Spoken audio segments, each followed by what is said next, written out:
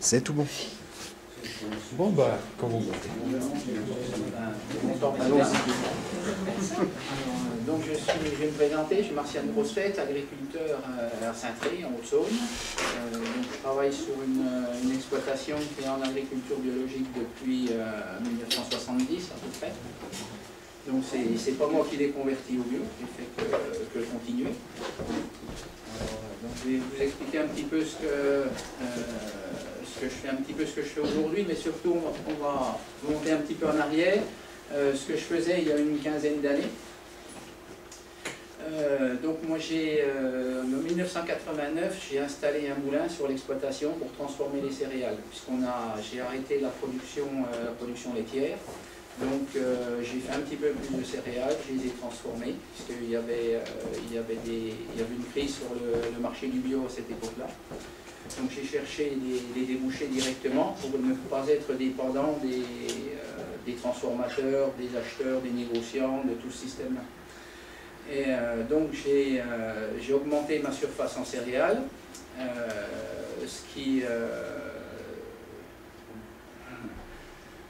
donc ce qui m'a amené, si vous voulez, à chercher le maximum de performance, si on peut dire, donc rechercher à faire les rendements maximum, même en étant en système bio, par rapport à ce qu'on disposait, les variétés, les fertilisants et tout ça.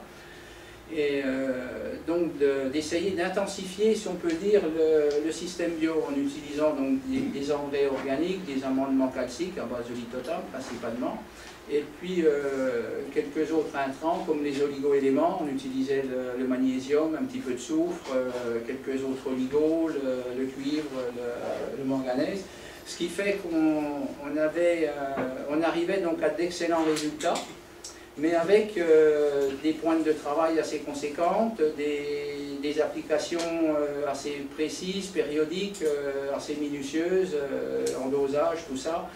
On compliquait un petit peu le système. Et donc ce qui permettait donc d'améliorer au maximum les rendements. Mais en même temps, si vous voulez, j'ai commencé à constater un petit déséquilibre au niveau du fonctionnement du système agronomique en lui-même, puisqu'on avait des rotations assez allongées, avec des légumineuses, avec tout ce qu'il fallait, pour essayer d'être le plus autonome quand même. Et donc, ces systèmes, si vous voulez, permettent d'intensifier la production, mais au détriment, si on peut dire, du fonctionnement biologique du sol. Donc par la suite, je me suis tourné vers des systèmes un peu plus simples. Je suis revenu sur des variétés plus anciennes, parce que donc on s'aperçoit aussi qu'on était dépendant aussi des fournisseurs de fertilisants. Après, donc, les fabricants de fertilisants ont des systèmes bien précis, des fonctionnements bien précis. Et quand je me suis rendu compte qu'en achetant des engrais organiques, j'avais à peu près, le jour de la livraison, j'avais pratiquement la moitié de l'Europe dans ma cour, si on peut dire. C'est-à-dire qu'après renseignement, je me suis aperçu que les matières premières provenaient d'Allemagne, qu'elles étaient transformées, granulées en Belgique. C'était un transporteur luxembourgeois qui les amenait, le chauffeur était d'Europe de l'Est. Tout ce système a commencé un petit peu à me déranger. Donc j'ai cherché à pallier à ce système-là, déjà pour ne plus être dépendant. Donc je me suis tourné vers un autre système. Donc déjà aussi en même temps par le fait d'intensifier la production, même en bio, on crée donc des désordres, des déséquilibres au niveau du sol, et on commence à avoir des problèmes de salissement dans certaines parcelles qu'on a de plus en plus de mal à maîtriser, même avec les rotations, même avec tout ça. Et la raison aussi, c'est qu'on s'est spécialisé, si vous voulez. Donc je me suis spécialisé, enfin c'est un peu le cas de tous les agriculteurs aujourd'hui, si on peut dire. On a laissé tomber le schéma traditionnel, polyculture élevage, au profit d'une spécialisation, soit en production laitière, soit en production de viande, soit en production de céréales. Et puis en réalité, cette spécialisation cause énormément de désordre, on peut dire, tant au niveau agronomique que dans le fonctionnement de l'exploitation en elle-même, puisque ça nécessite du matériel de plus en plus spécialisé, des techniques de plus en plus pointues, qu'il faut arriver à maîtriser, à gérer, et puis qui sont aussi dans des systèmes des fois très coûteux. Alors, donc j'ai voulu faire un petit peu, si on peut dire, je ne dis pas revenir en arrière, parce que si je veux revenir en arrière, il faut que je réintroduise l'élevage dans mon système, chose que je n'ai pas encore fait. Alors donc je suis revenu sur des systèmes de production qui sont un petit peu plus simples, enfin, qui paraissent plus simples en réalité. Je me suis tourné un petit peu vers les variétés anciennes, qui permettent donc qui ne nécessitent pas donc beaucoup d'intrants, notamment au niveau des fertilisations. Donc elles supportent simplement les rotations, les têtes de culture. Donc qu'on fait avec des légumineuses ou des prairies ou des systèmes comme ça. Elles se contentent de beaucoup moins, elles ont d'autres intérêts. Elles ont l'intérêt, donc on fait notre semence nous-mêmes, parce qu'il n'y a pas de multiplicateur, donc on n'est pas dépendant à ce niveau-là. On n'est pas dépendant donc au niveau des fertilisants, puisque c'est des produits, surtout en organique, qui deviennent de plus en plus chers, parce que les matières premières utilisées ne sont plus disponibles, si vous voulez, c'est-à-dire qu'on utilise beaucoup, il était beaucoup utilisé les farines de plumes hydrolysées, les farines de sang, certaines farines d'abattoir, certaines catégories de farines d'abattoir. Et ces produits-là, aujourd'hui, sont à nouveau réautorisés dans l'alimentation animale, notamment des monogastriques. Donc ces produits-là, tous ces produits qui, normalement, à l'origine, n'auraient dû servir qu'à faire de la fertilisation organique, repartent encore dans le circuit de l'alimentation animale. Donc c'est ce qui crée une hausse des prix, et puis une rareté donc des matières premières pour les fertilisants organiques. Donc comme ces variétés anciennes peuvent s'en passer, elles ont un fonctionnement qui est totalement différent des autres variétés. Elles ont un enracinement qui est totalement différent, qui est beaucoup plus puissant, puisqu'elles développent énormément de racines en hiver. Au début, on a fait des profils culturaux les premières années. On a eu la chance de rencontrer Frédéric Thomas, qui est agronome breton, qui est à l'origine un petit peu avec quelques agriculteurs du développement de l'agriculture de conservation en France. Et lors des profils qu'on a fait sur des variétés, notamment une variété de population de blé rouge d'Alsace, donc on en voit un exemplaire ici.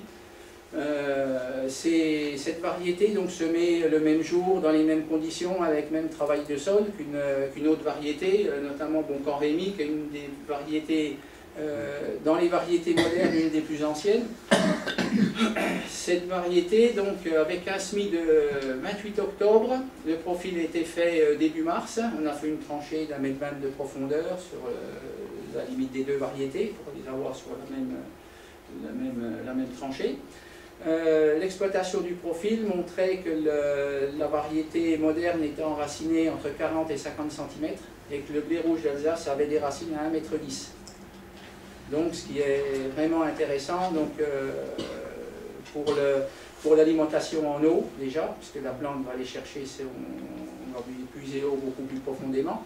Et puis après, dans le profil du sol, en fonction des natures de sol, donc dans ma région on a des limons, avec en général une assez faible teneur en argile, en moyenne 18%.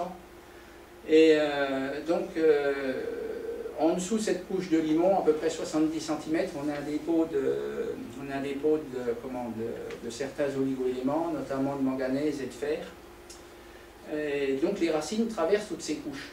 Et c'est là qu'on peut dire que la notion de terroir s'exprime pleinement, du fait que les racines vont aller chercher des éléments qu'elles n'auront pas au-dessus. Disons que ces éléments peuvent arriver à remonter à la surface s'il y a un bon travail par les vers de terre, par exemple, mais sinon, ces éléments restent au fond, et puis en même temps, si vous voulez, par rapport au fonctionnement du sol, quand un sol fonctionne bien, il y a des éléments qui sont minéralisés, qui ne sont pas utilisés, qui sont stockés en profondeur. Donc ces racines peuvent aller les chercher. C'est pour ça que ces blés n'ont pas besoin d'apport d'engrais azotés en surface. Ils vont chercher en même temps ce qui est en stock, voire disponible en profondeur.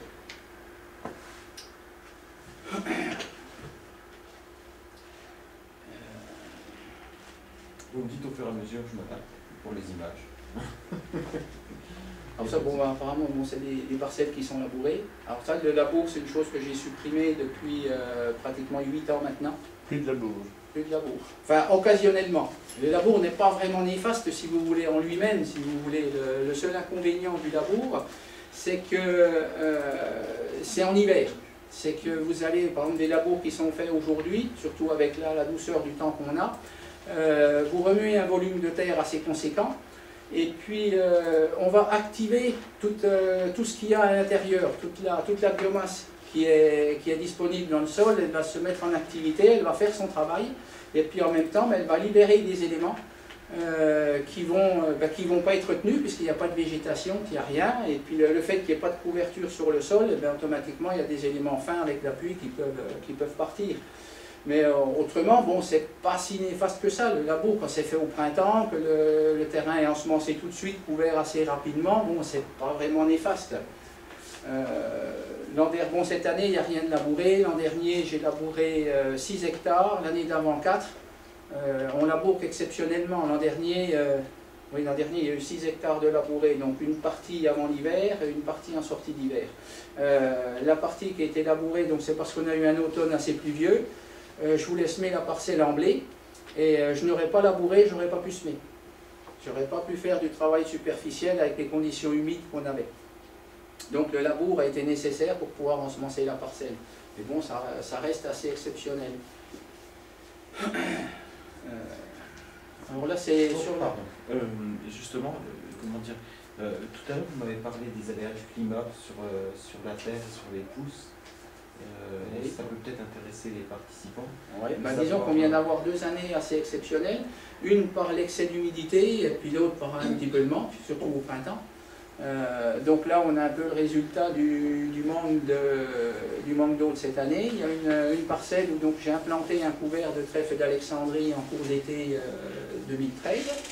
On a laissé se développer le trèfle toute la fin d'été, automne. Donc pour avoir à peu près en moyenne de 30 à 50 cm, suivant à peu près la nature du sol. On a laissé ce couvert s'aplatir, faire son cycle normal. Donc le trèfle d'Alexandrie est un trèfle annuel. À partir du moment qu'il a fleuri, il a fini son cycle. Il ne repoussera pas l'année suivante, donc qu'il gèle ou bien qu'il ne gèle pas, donc il aura fini son cycle. Alors donc il était prévu d'implanter le blé en semi-direct en octobre, courant octobre, dans ce trèfle, ce qui n'a pas été fait à cause des conditions d'humidité. Et on a reporté le semis au printemps, et donc le semis a été fait début mars. Elle est dans des terres assez argileuses, les plus argileuses que j'ai, qui contiennent à peu près 22 à 28% d'argile suivant les zones. Et donc l'effet de cette sécheresse sur le terrain, donc le semoir, qui est un système de le système de mise en place des graines est fait par un disque qui trace un sillon, et les graines sont déposées derrière. Le sol, par dessèchement, l'argile s'est rétractée, et le sol a fissuré sur la ligne de semis. Ce qui fait qu'on avait des bandes qui étaient... le disque a prédécoupé le sol, ce qui fait qu'on a une ouverture, une fissure qui s'est faite assez profonde, et on voyait les racines jusqu'à 5-6 cm. Donc les racines étaient à l'air, quasiment. Donc le blé ne pouvait pas vraiment se développer dans ces conditions-là. Il y a une photo où on le voit un petit peu mieux, les lignes, si vous pouvez la chercher.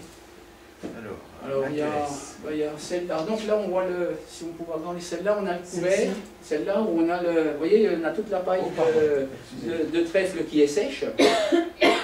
Et on n'a que les vivaces qui restent dans ce système. Donc là on a un chardon, là on doit avoir un rumex.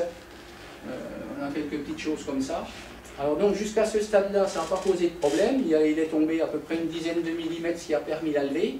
Alors après, au fil du temps, sur mars, avril, mai, le sol s'est fissuré, donc dans ce sens-là par le disque, et après naturellement dans l'autre sens, c'était un vrai damier. C'était un vrai damier, on a perdu toute l'eau s'est évaporée assez rapidement. Donc sur une parcelle comme ça, il y avait 5 hectares, il y en a eu 3 hectares qui a été fauché pour être nettoyé au mois de juin, et il y en a eu à peu près 1,5 hectare de récolté, avec un rendement de 10 quintaux.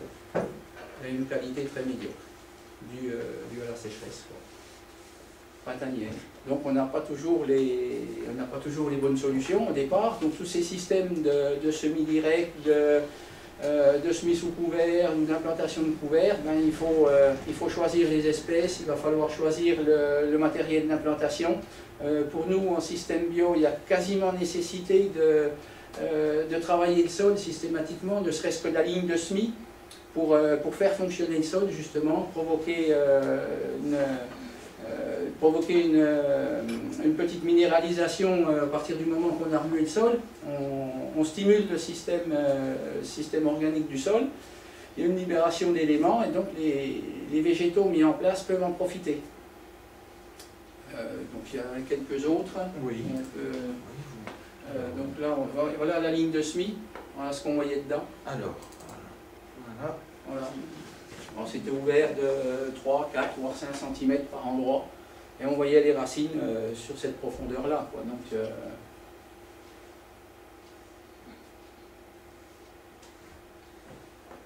alors, vous voulez en voir d'autres peut-être?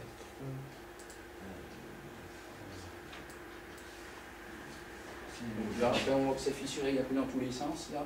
Oui, celle-là. Voilà. Voilà.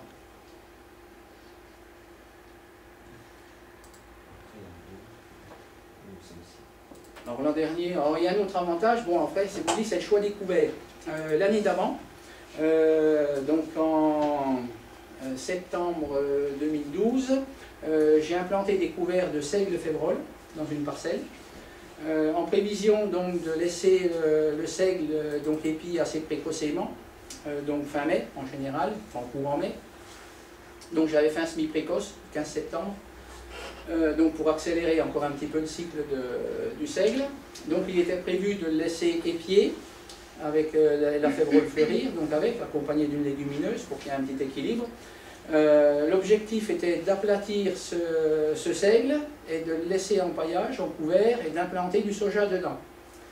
Donc comme on a eu beaucoup de pluie tout le mois de mai, au 25 mai, il arrêtait de pleuvoir donc au 25 mai, mais il fallait encore au moins une bonne semaine pour que les terrains ressuyent et puis on arrive à un taux de ressuyage convenable pour pouvoir implanter le soja. Donc pratiquement au 1er juin, voire début juin. Les températures annoncées n'étaient pas encore exceptionnelles non plus, donc il a été, vu l'aspect du couvert, qui avait quasiment la densité d'une culture normale, il était donc décidé de laisser le couvert en place. Et ce couvert en place a permis de faire une récolte à peu près de 35 quintaux de seigle févrole sans apport, sans aucun apport de fertilisant. Alors donc il y a quelquefois on a un avantage à toujours avoir un couvert sur la parcelle, parce qu'en réalité, en cas d'accident dû au climat, on a toujours quelque chose qui est en place, il y a toujours quand même, on récolte peut-être pas ce qu'on a prévu au départ, mais il y aura quand même toujours une récolte qui se fera. Si on peut toujours laisser récolter le couvert en graines. C'était sur les photos d'été ou... Non, je ne l'ai pas, c'était l'année d'avant. D'accord, vous me dites au fur et à mesure. Ça ne pose pas de souci d'avoir des graines mélangées comme ça Non, parce que bon, seigle févrole, si vous voulez, il y a des échantillons, là, vous voyez la taille du grain de seigle et puis la taille des févroles, donc au séparateur, il n'y a aucun problème pour les trier et les séparer. Est-ce qu'on peut les faire tourner pour que chacun puisse voir? Oui, s'il veut voir, on peut déjà faire passer les deux. Puis le rendement du seigle était de 35 quintaux, vous dites? Le mélange complet. Le mélange complet. Il y avait 25% de févrole dedans. D'accord, 25%. Alors après, en fonction des dates de semis, par exemple, cette année, le même mélange, avec la même densité de semis, 100 kg de seigle, 100 kg de févrole à l'hectare, si vous voulez, on a pratiquement 50% de févrole dedans. D'accord. Dire ce que c'est. Les févroles apportent d'azote ou pas? Oui, ça en apporte un petit peu, il y a un petit équilibre. Ça équilibre. Oui, il y a un petit équilibre. Surtout en fin de cycle. Elle apporte, il faut déjà au moins 2 mois de développement pour que la légumineuse puisse quand même restituer, que le système nodulaire se mette en place, fonctionne, tout ça, pour qu'il y ait déjà des petits rédicats, si on peut dire. Donc ça profite surtout à la maturité. Donc ça va surtout, le fait d'associer une légumineuse avec une graminée, le bénéfice il va être sur la qualité du grain. Et ça c'est nouveau ou ça se faisait Non, ça s'est toujours fait. Ça s'est toujours fait depuis très longtemps. Ah oui, Les d'accord. févroles, là, c'est quoi exactement? Bah, c'est une fève fourragère.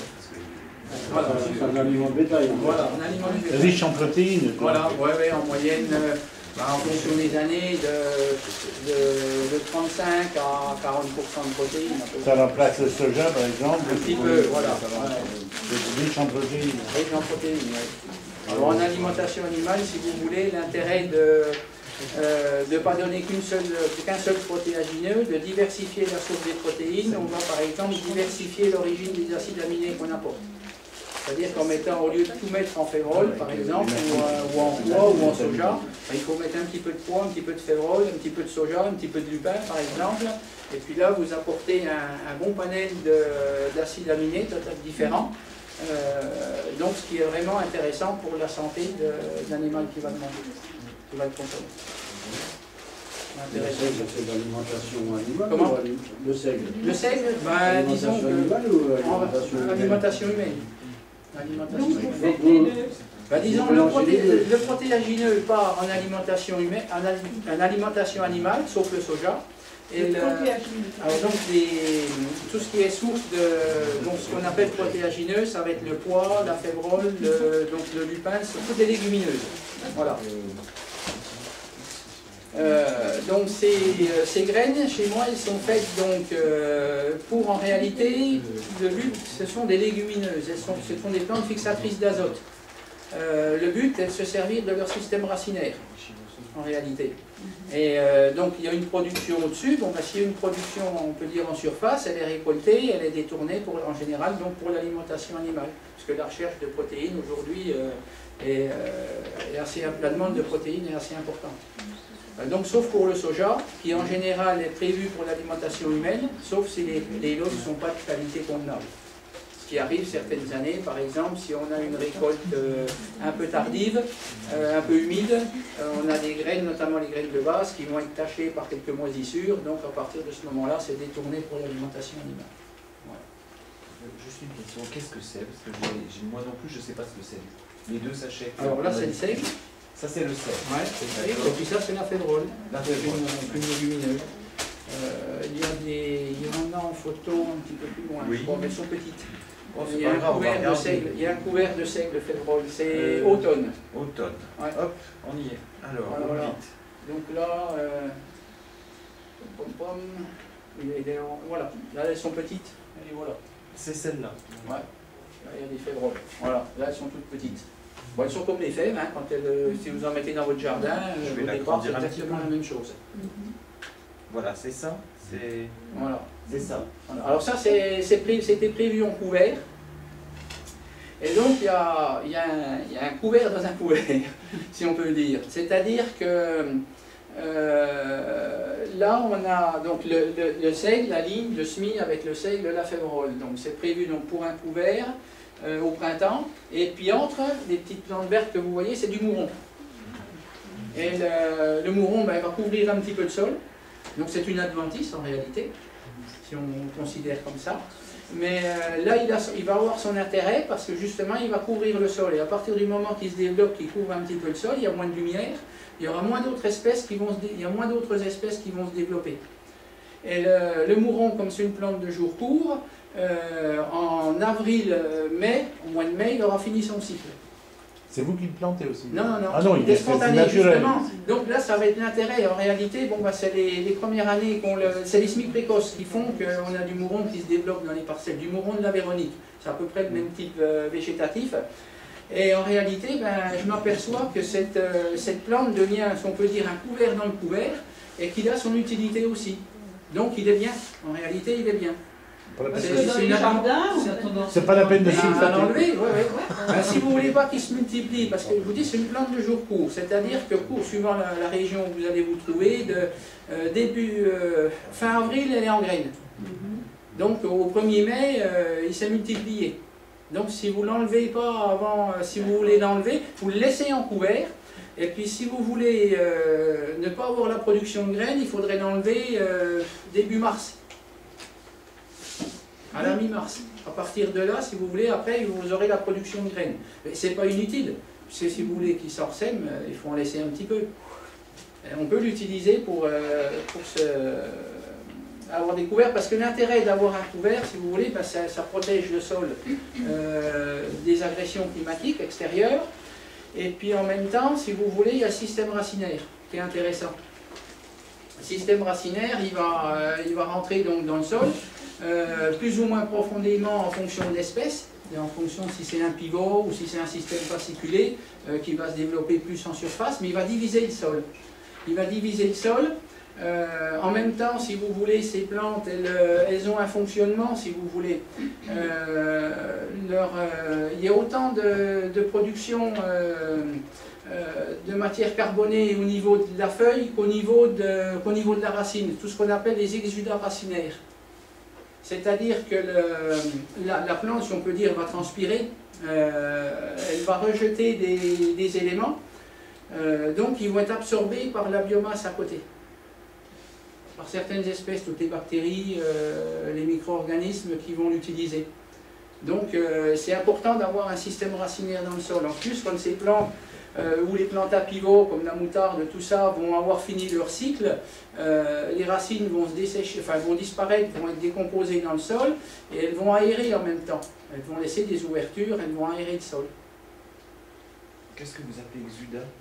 Eh ben, si vous voulez, la plante, bon, par la photosynthèse, elle va transformer des éléments nutritifs, si vous voulez, et donc ils vont circuler, donc ils circulent dans la plante, si vous voulez, et il y a un rejet au niveau des racines. Donc ça représente à peu près 30% de ce que la plante produit, qui va rester, qui va être disponible en réalité dans le sol au niveau des racines. Alors il y a des éléments simples, hein, si vous voulez, je ne veux pas dire des sucres, si vous voulez, mais c'est des éléments qui n'ont pas besoin d'être transformés, qui peuvent être assimilés directement par les micro-organismes, qui n'ont pas besoin de transformation. Voilà. Et après, bon, ben, toute la partie aérienne qui va rester sur le sol, si vous voulez, qui fait plus ou moins un tapis en fonction de la densité, va se décomposer, va donc être dégradée par les micro-organismes et puis les premiers décomposeurs du sol. Hein. Et puis bon, bah, des vers de terre qui remontent à la surface, qui vont chercher leur portion. Alors les racines, justement, les racines qui descendent à plus d'1 mètre de profondeur dans l'hiver, comme voilà pour le blé, c'est pas les racines qui ont l'énergie pour creuser et puis descendre à cette profondeur-là. Elles profitent des galeries de vers de terre pour descendre. Et ça, c'est de l'énergie qu'elles économisent. Donc plus vous avez de vers de terre, plus vous avez d'activité dans votre sol, qui remontent régulièrement dessus, qui vous font des galeries et tout, et bien vous favorisez l'enracinement des végétaux par ce système. Il y a tous les produits chimiques qui peuvent être, vous n'en mettez pas, mais au niveau culture, quand il y a des produits chimiques, ça tue l'hiver aussi. Voilà, ouais, ben c'est pas, oui, enfin, au niveau des produits, ouais, c'est surtout bon, ben, les insecticides. Et puis aussi, ce qui est vraiment gênant au niveau du sol, c'est les fongicides. Tout ce qui va détruire les champignons, parce que ça ne va pas détruire les champignons bon, bah, qui vont être les pathogènes qui seront sur la culture, mais bon, une fois que c'est au sol, ça va aussi dans le sol, donc les champignons du sol, ils en prennent un coup, donc ça limite énormément l'activité, parce qu'aujourd'hui on a beaucoup plus de connaissances sur le fonctionnement du sol, notamment sur ces champignons, sur leur utilité, et leur fonctionnement, leur utilité, c'est-à-dire c'est surtout le réseau mycélien qui sert en même temps donc, à l'aération du sol et qui sert aussi enfin disons quand ils mycorhizent, quand ils fabriquent leurs mycorhizes, les champignons, si vous voulez, ces mycorhizes, elles ont pour effet de sécréter une substance qui s'appelle la glomaline, qui est en réalité une forme de colle. Et c'est ce qui sert aussi aux agrégats du sol, c'est-à-dire à maintenir la structure du sol, notamment les éléments les plus fins. Donc c'est très important d'avoir ce développement de champignons, donc d'avoir le maximum de matière organique au-dessus en surface, donc pour justement favoriser toute cette vie microbienne dans le sol. Pardon. Aujourd'hui, donc, quand on fait du maïs, il n'y a plus de microbes qui se développent. Parce que, non, mais disons que il n'y a plus rien. Hein. Le sol, c'est ça. S'ils ont utilisé beaucoup de produits phytosanitaires, que le terrain est labouré régulièrement. Toujours au même endroit, quoi, oui. Oui, toujours au même endroit, surtout le maïs en silage, par exemple. Le maïs en silage, parce qu'on exporte la plante entière. Donc il y a un énorme volume qui est exporté. un énorme volume qui est exporté. Le maïs grain, c'est un petit peu différent parce que vous restituez toutes les pailles. L'objectif, en réalité, quand on fait que de la céréale, c'est de restituer toutes les pailles. Ouais. Moi, je le fais depuis très longtemps parce que même quand je faisais de l'élevage, j'ai arrêté l'élevage en 2000, 99, on a pris la décision d'arrêter l'élevage. Déjà avant, j'achetais de la paille. Je broyais la mienne et j'en achetais. J'avais trouvé un agriculteur en bio qui me vendait un peu de paille, donc j'achetais 10 à 12 hectares de paille par an sur la Bourgogne. Il récoltait un petit peu plus tôt que chez moi, donc 8 à 10 jours, voire 15 jours certaines années. Ça me permettait pratiquement d'aller presser ma paille avant les moissons chez moi, et puis aux moissons je broyais ma paille et ça me permettait de déchaumer plus rapidement parce que le temps, donc d'attendre les moissons chez moi, faire les moissons, presser la paille, l'enlever, déchaumer, ça me prenait pas mal de temps, ça me retardait dans mes travaux du sol. Donc j'avais pris, uniquement pour cette raison-là, j'avais pris la décision déjà d'acheter de la paille à l'extérieur. Parce que j'en avais trouvé, c'était bien. Et je broyais déjà la paille depuis à peu près 1994-15, je broie toutes mes pailles. Ce qui était une bonne chose. Et j'ai pu me rendre compte par la suite que quand on broie la paille, faire que du travail superficiel en déchômage, donc ne plus labourer, tout laisser cette matière organique en surface, où il y a le maximum de vie, c'était bien, et puis on favorisait donc la vie du sol, donc le développement de ces champignons, parce que l'intérêt d'avoir énormément de champignons dans le sol, si vous voulez, c'est que bon, il y en a des bons, il y en a des mauvais, ça s'équilibre un petit peu, certains parasitent les autres, et c'est une question un peu de concurrence. Une fois que la place est occupée par tous les champignons décomposeurs du sol, si vous voulez, il y a moins de place pour les autres. Donc on risque beaucoup moins au niveau des maladies, il y a un équilibre qui se fait, beaucoup plus facilement. Il y a des revues, enfin récemment, là, ils montraient sur une revue, ils montraient donc les filaments mycéliens d'un champignon qui est le trichoderma, qui parasitait, enfin qui faisait le tour d'un autre champignon et puis qui allait l'étrangler et puis l'arrêter, si on peut dire, un petit peu dans son développement, ce qui était assez intéressant. Donc il y a toujours un équilibre qui se fait. Sur la photo là, ce que vous voyez, c'est donc il y a une parcelle de blé, il y a des adventices, c'est de la sanve, c'est une moutarde sauvage, on peut dire, un colza sauvage.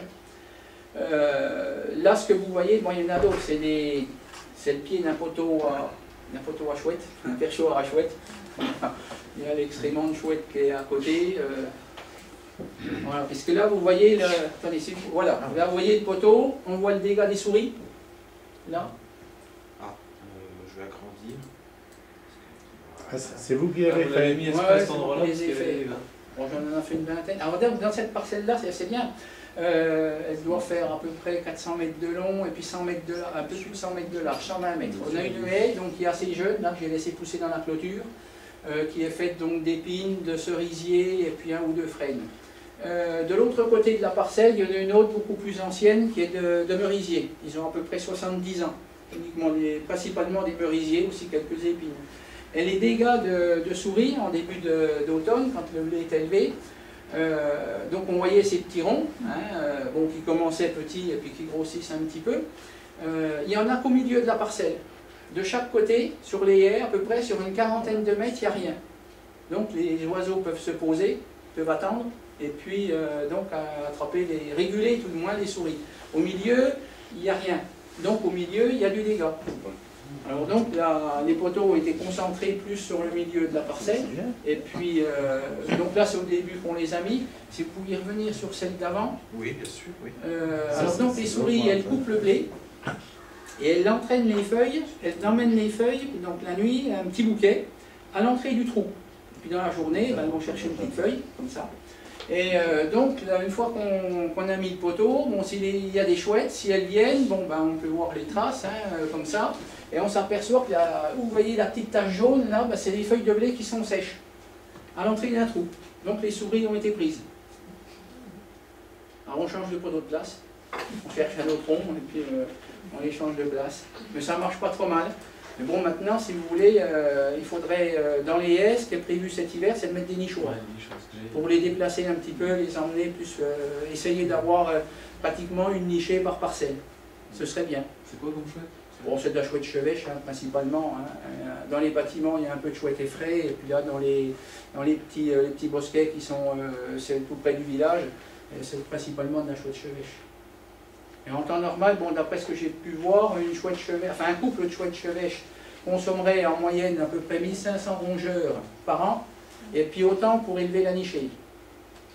Alors, ça ferait déjà une bonne population, quoi. Alors au début, c'est vrai que je m'inquiétais parce que je voyais les souris qui emmenaient le blé. Cette parcelle, elle a été semée donc sans labour, en travail du sol donc superficiel. On a repris qu'à peu près 500, à peine entre 3 et 7 cm, suivant la nature du sol, quoi. Et pour faire le semis de blé, il y avait donc un couvert d'été, on a mis un couvert de vesse, avoine et lentilles. Qui a développé à peu près 60-70 cm. Il a été broyé donc fin septembre, à peu près au 20-25 septembre, un tout petit peu trop tard.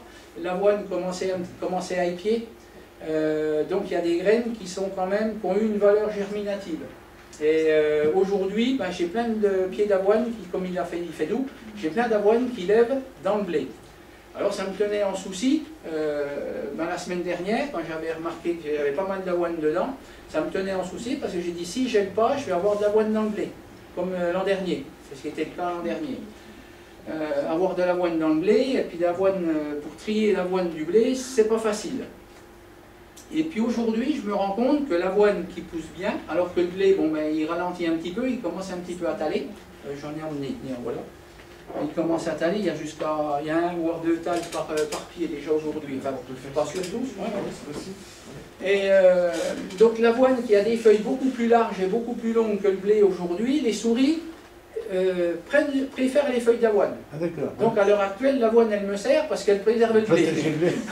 Vous voyez comment on passe d'une situation à une autre. Hein, une situation où on se dit que l'avoine va être gênante et puis qu'en réalité, bon, ben, elle sert à quelque chose puisque les souris la préfèrent, dans ce cas-là.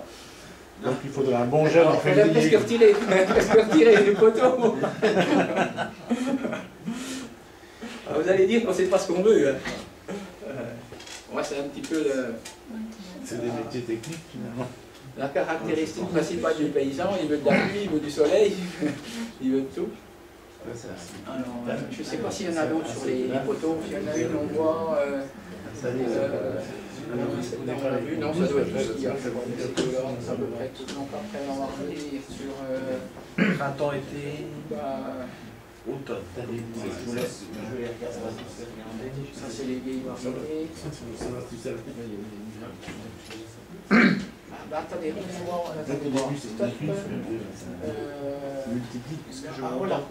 voilà, tiens, sur celle-là. Si on peut arriver à le voir. Alors là, donc, c'était ce qui était en blé le blé de printemps qui a été semé dans le trèfle d'Alexandrie. À côté, donc là, c'est de la partie là, c'est de l'avoine. Et là, vous voyez une petite bande qui serait un petit peu. Attendez, non, c'est pas attends. Oui, j'essaie de. Comme ça, ça voilà. Donc là, on voit une petite bande. Cette bande-là a été travaillée. Là, on a semé en direct dans la paille de trèfle, si on peut dire. Et puis là, on a fait un passage superficiel avec un outil à dents. On a donc une meilleure implantation là que là. Et au bas, on avait un volume de résidus qui était nettement plus important. Parce qu'une partie là avait été fauchée, parce qu'il y avait en fin d'été, parce qu'il y avait du rumex, pour éviter la production de graines. De rumex, on avait fauché. Donc la repousse n'a pas été la même que sur l'endroit où on a tout laissé. Alors donc vous voyez qu'il y a une importance de l'espèce, du mode de conduite du couvert, de travail d'implantation, de tout ça. Alors tout ça, ben, en réalité, c'est fonction des natures de sol, ben, ça va être ce système ces techniques de semis direct ou de semis sous couvert qui vont avec ce mode d'agriculture de conservation, si on peut dire, ou ces techniques de simplification culturelle. Eh ben, il va falloir que chaque agriculteur y trouve les espèces, les variétés de couverts qui conviennent à son système, qui conviennent à son sol, qui conviennent à son climat, et puis aux espèces qu'il veut implanter, si elles sont précoces, plus tardives, enfin tout ça, c'est tout un truc à mettre en place, il y a plein d'espèces à utiliser. Moi pour l'instant, bon, j'utilise couramment les mélanges Vessavoine en couvert aussi. L'avet, c'est une petite légumineuse. Alors, donc ça fait pareil. Si quand on les récolte, par exemple, ben, ça fait des bons mélanges fourragers pour les animaux. Les petites graines noires, ouais, c'est de l'avet. Mélangé. Et c'est une petite légumineuse qui est intéressante.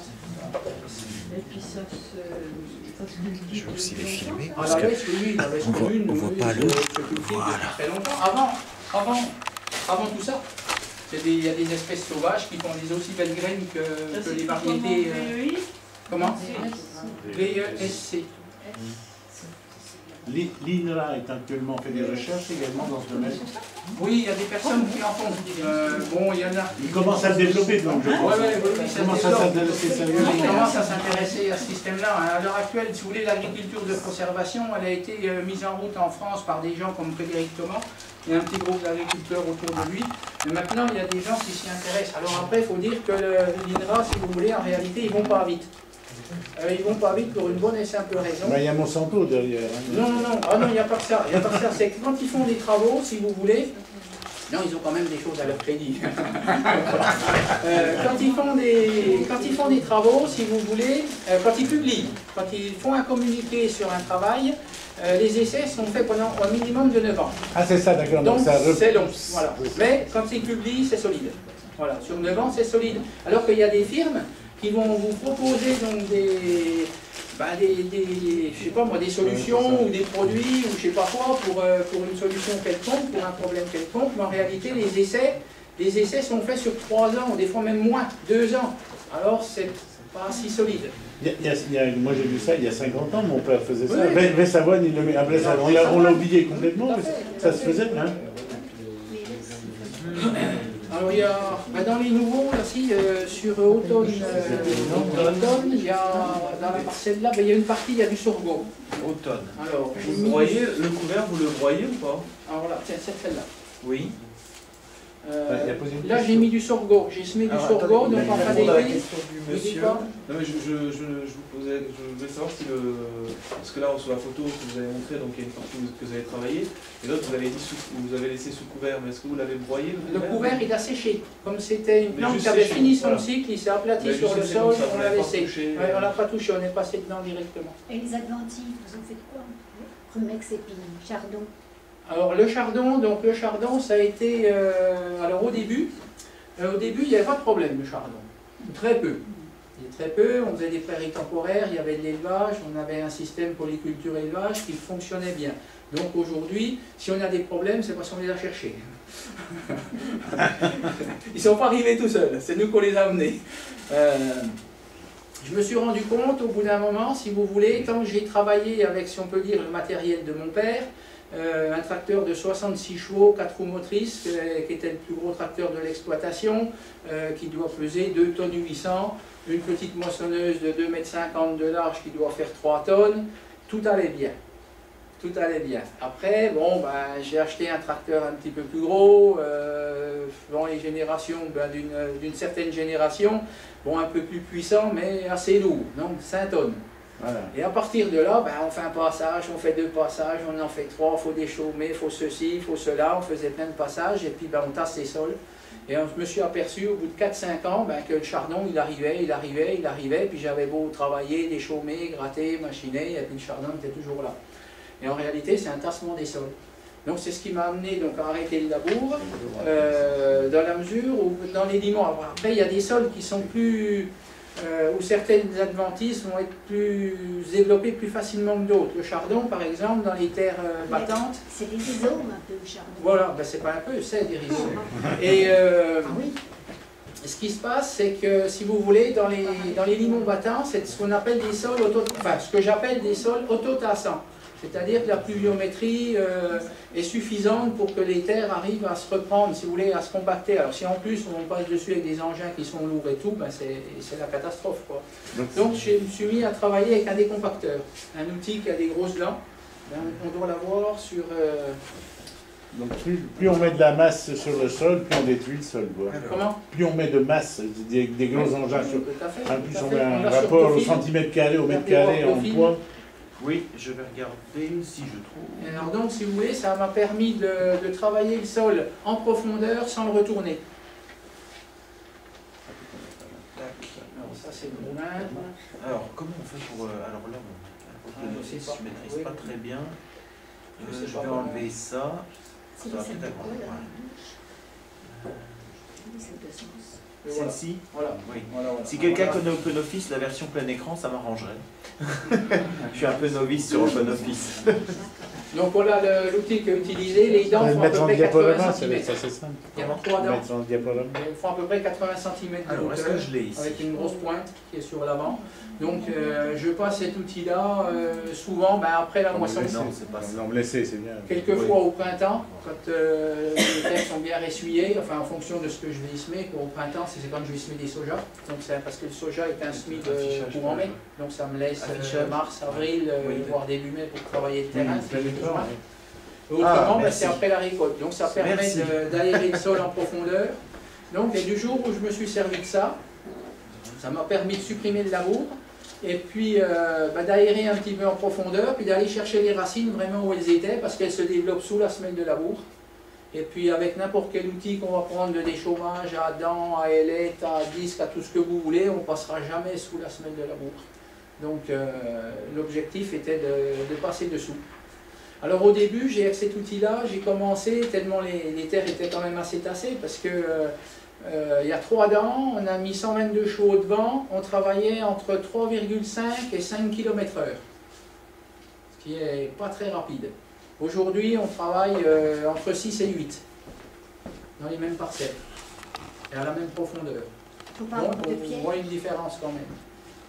Vous faites régulièrement, c'est tous les ans? Régulièrement, les premières années, oui, tous les ans. Et puis maintenant, je commence à espacer.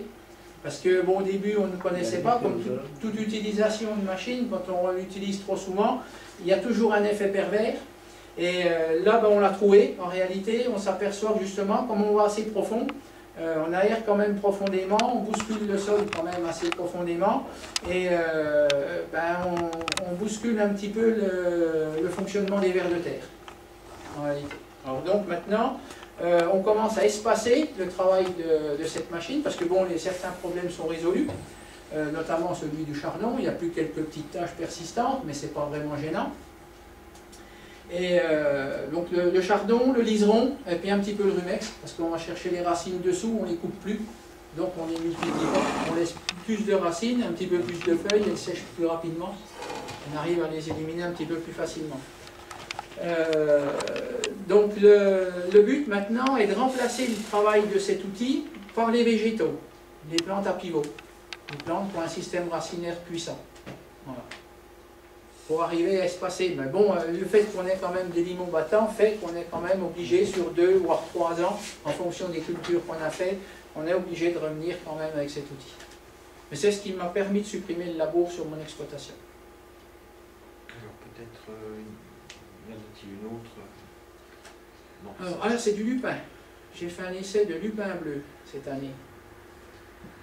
C'est beau, belle couleur. Je pense que ça aura un peu plus d'avenir que le lupin blanc. Le lupin blanc est assez facile à faire, mais on ne maîtrise pas l'anthracnose, une maladie qui fait que la culture, vous avez ça au moment de la floraison, vous ne revenez pas à la moisson, il n'y a plus rien.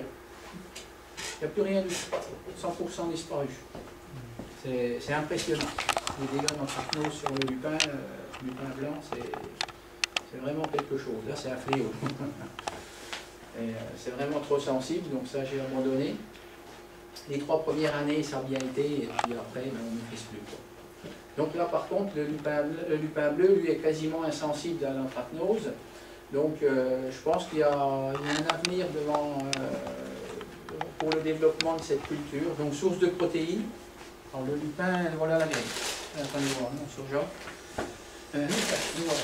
Voilà la graine du lupin bleu. Et vous le vendez pour l'alimentation animale. Alors, source de protéines, donc au niveau production, et puis après au niveau résultat, puisque c'est une légumineuse, donc il y a tout intérêt à... Alors bon, pour le printemps prochain, donc j'en ai prévu à peu près 5 hectares, mais je vais faire une association avec, je vais mettre de l'avoine. Je vais mettre de l'avoine pour un petit peu couvrir avec, et puis parce que l'inconvénient du lupin, c'est que dès qu'il va arriver un peu avant maturité, il va perdre toutes ses feuilles. Donc il reste toute la tige. Donc le sol est complètement ouvert après. Donc s'il y a des adventices qui sont simplement implantées dessous, elles restent dessous jusqu'à ce qu'il n'y ait plus de feuilles et après elles démarrent. Surtout une année par exemple comme cette année où on a eu de l'eau à partir de juillet si on peut dire. Donc là ça a été un problème cette année. C'est une culture qui s'est énormément salie cet été. Puisqu'on a eu de la pluie, il y a eu un petit retard de développement végétatif dû au sec. Et puis quand on a eu la pluie, on a eu le développement des herbes qui étaient présentes mais petites dessous. Donc si on rajoute une autre culture avec, par exemple comme l'avoine, on va augmenter le feuillage de l'avoine qui lui va être plus persistant. Donc on arrivera à limiter un petit peu plus l'arrivée de la lumière dessous pour favoriser le développement de certaines adventices.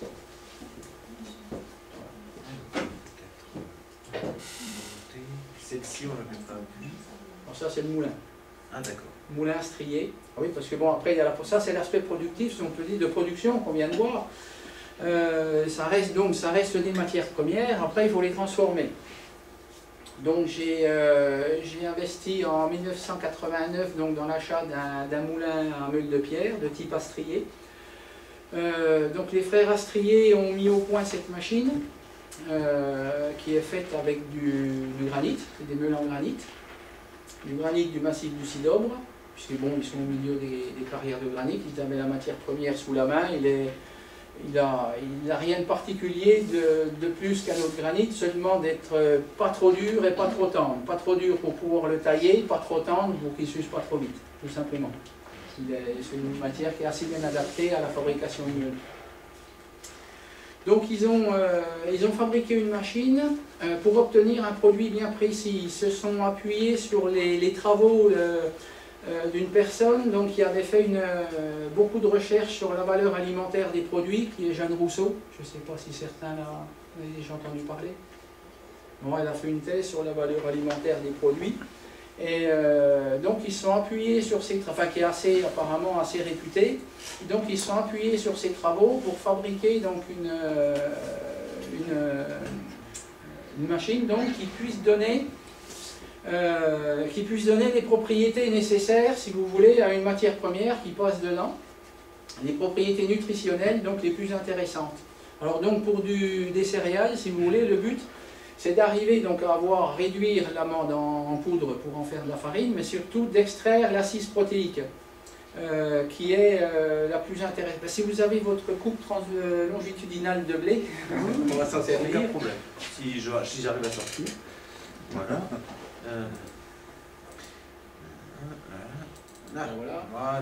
Voilà.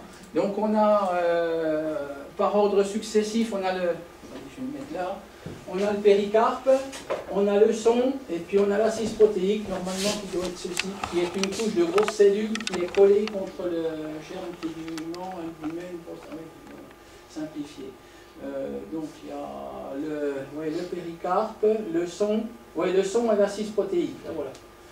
Donc cette assise protéique, si vous voulez, elle est intéressante parce que la majorité des protéines sont quand même dessus. Et en meunerie industrielle, si vous voulez, c'est avec les cylindres. Si on veut détacher l'assise protéique, il faut quasiment réduire le son en poudre. Ce qui n'est pas le plus intéressant, si vous voulez, parce que ça vous fait après un taux d'écorce qui est trop important dans la farine. Alors donc, ils ont réussi à fabriquer une meule qui permet de détacher pratiquement la totalité de l'assise protéique du grain en un seul passage. Donc, à terme, au bout, on a un produit qui est vraiment adapté, c'est-à-dire que et en plus, ils ont au niveau de la buterie, du tamis, si vous voulez, ils ont ajusté un tamis pour à peu près extraire aux environs de 78 à 80% du grain de blé, à peu près, enfin le rendement moyen c'est à peu près le poids spécifique, le rendement en farine, et sans dépasser 84%, puisque 84% c'est le pourcentage maximum que le système digestif de l'homme peut dégrader d'un grain de blé. 84%, enfin oui, à peu près 84%, le reste étant fait de la cellulose.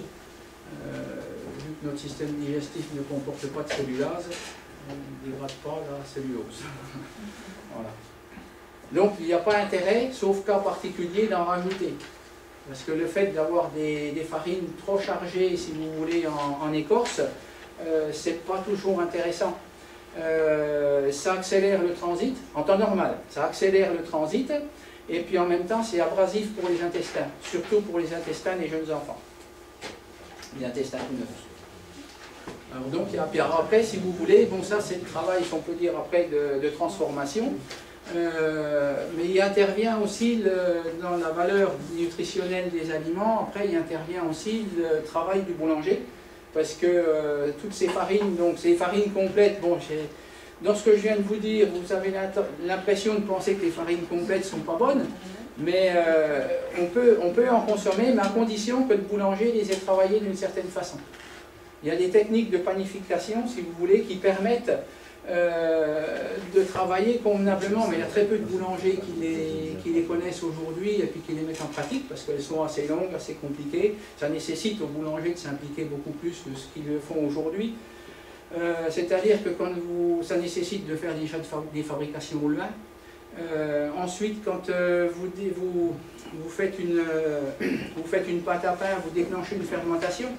Alors en fonction de la farine que vous utilisez, dans cette fermentation, vous provoquez en fonction, donc si c'est une farine plus blanche ou plus complète, vous provoquez des diastases ou des phytases, qui sont des mécanismes appropriés, si vous voulez, donc au type de farine. Et donc ces techniques de fermentation, certains boulangers les connaissent, et justement, s'ils utilisent des farines complètes, c'est des méthodes de travail particulières, si vous voulez, pour que le produit ait un intérêt nutritionnel pour nous.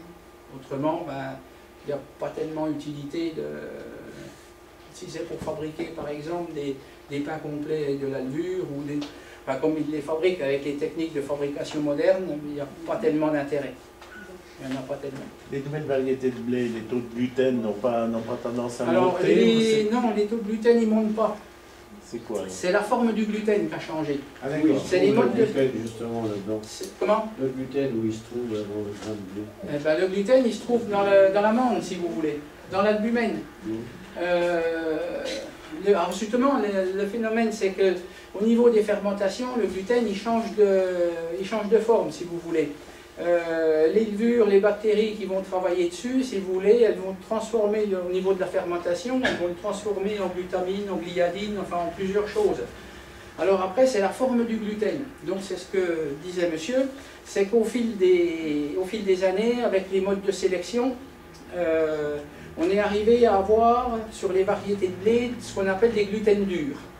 Alors que les variétés anciennes, si vous voulez, c'est des gluten doux.